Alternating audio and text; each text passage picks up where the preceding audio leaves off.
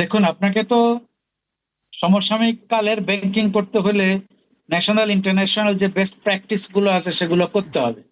এখন trade bank ব্যাংকের মাধ্যমেই হয়, আর কোনোভাবে ইন্টারন্যাশনাল ট্রেড হওয়া সম্ভব নয়।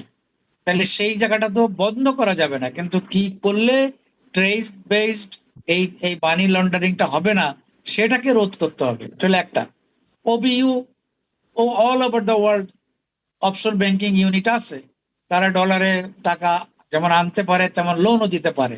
তাহলে এটা তো একটা লেটেস্ট যে হাল নাগাদ বিষয়গুলো সারা পৃথিবীতে যেভাবে ব্যাংকিং প্র্যাকটিস হচ্ছে সেটা এখানেও হচ্ছে। তাহলে আপনাকে এখন তো এলসি না হয়ে কন্ট্রাক্টের উপরেই আমাদের এক্সপোর্ট ইম্পোর্ট এখন নির্ভর করছে, এবং বাংলাদেশ ব্যাংকও সেটা অ্যালাউ করে যে 25% পর্যন্ত কন্ট্রাক্ট হয়তো এলসি না করে করা যেতে পারে। জিনিসটা যেটা হচ্ছে সেটা হচ্ছে যে যারা এই কাজগুলো করবে তারা আইনের ফাঁক বুঝে, আইনকে অ্যাবিউজ করে, আইনকে বেন্ড করে তারা এই কাজগুলো করার সুযোগটা নেন। বাট সেই সুযোগগুলো দেওয়ার জন্য তো প্লেয়ার থাকবে, জায়গায় জায়গায় পার্টিসিপেন্ট থাকে, জায়গায় জায়গায় তাদের কোহর্টস থাকে। এই লোকগুলোকে কিভাবে মানুষের মানসিকতা দিয়ে হোক, ঠিক শাস্তি দিয়ে হোক, ট্রেনিং দিয়ে হোক, মোটিভেট করে হোক, যেন এই ট্রেড বেসটা ব্যাংকের মাধ্যমে হতে না পারে।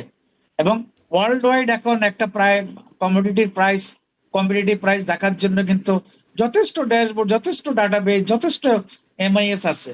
তাহলে আমি এই প্রোডাক্টটা কম দামে আনছি না বেশি দামে আনছি, কম দামে এক্সপোর্ট করছি না বেশি দামে এক্সপোর্ট করছি, এই বিষয়গুলো ওই কাস্টমস কর্তৃপক্ষ বা যারা এটার জন্য দায়ী ব্যাংক অফিসিয়ালসও এটা জানতে পারে যে এইটা এই প্রাইসে আনা নেওয়া করা সম্ভব, নাকি আরো কম বেশি প্রাইসে আনা নেওয়া করা যায়।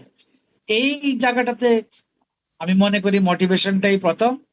অনিষ্টির কথা তো যাই হোক, এটা বলা তো, মানুষ মানি তো, প্রফেশনাল মানি তো অনেস্টলি কাজ করবেন, এটা আমরা ধরে নিতে পারি। তাহলে ট্রেড বেসড সব হচ্ছে তা না, হাওলা হুন্ডি এই বিষয়গুলো হচ্ছে। আরেকটি জিনিস হচ্ছে, কিন্তু এখন অনেক টাকা ঢাকায় না এসে এক সিটি থেকে আরেক সিটিতে চলে যাচ্ছে। আমার বাংলাদেশি রিমিটার ভাইদের টাকা যিনি কালেক্ট করেন উনি এই দেশে কিছু টাকা পাঠান ঠিকই, কিন্তু কিছু কিছু আছে যে একটা কান্ট্রি থেকে আরেকটা কান্ট্রিতে অটোমেটিক চলে যায়। এখানে শুধু তার এখানে যে টাকা পয়সা সেগুলো ওই বেনিফিশিয়ারিকে দেওয়া হয়, ওই ডলারটাও পর্যন্ত এভাবে বৈধ হোক অবৈধ হোক এখানে আসে না। ফলে নানান ধরনের যে ফাঁক ফোকর বা নানান ধরনের ফন্দি, কি করলে তাদের বেনিফিট হবে, দেশের বেনিফিট হবে না, এই কাজগুলো যাদের মানসিকতায় কাজ করে তাদেরকে আপনি কি করে থামাবেন? এক। দ্বিতীয় যেটা সেটা হচ্ছে যে আমরা যে ব্যবস্থাটা নেব, যারা এই ব্যবস্থাগুলো দেখবেন তারা কতটুকু প্রশিক্ষিত, কতটুকু ইন্সপেকশন অডিট এবং মনিটরিং করতে পারেন, আমাদের সেই সামর্থ্য আছে কিনা। তারপরেও কেন টাকা পাচার হচ্ছে, তারপরেও কেন বিদেশে এইভাবে চলে যাচ্ছে, বিদেশি ব্যাংকে জমা হচ্ছে, তাহলে আমার দেশে টাকা রাখা কি সেফ না, নাকি ইনভেস্টমেন্টের জায়গা নেই? মানে এই বিষয়গুলো কিন্তু সামগ্রিকভাবে সামনে চলে আসে। টাকা পাচার, টাকা অবশ্যই সেফ, টাকা তো চোরও তার টাকা সেফ রাখার জন্য সেফ জায়গা খুঁজে। তাহলে যারা চুরি করলো সে কোথায় সেফ, সেই জন্যই সে এই কাজটা করে। তার মানে দেশে সে এইটাকে সেফ মনে করছে না, অথবা দেশে বিজনেস এনভায়রনমেন্টটা সেরকম মনে করছে না। আমাদের প্রাইভেট ক্রেডিট পরিমাণ যত কম, তাতে তো গত এই এই 2 বছরে তো কত টাকা লুটপাট হয়ে পাচার হওয়ার সম্ভাবনাও কম ছিল। তাহলে কেন এই টাকাগুলো কোথা থেকে গেল, কারা নিলেন?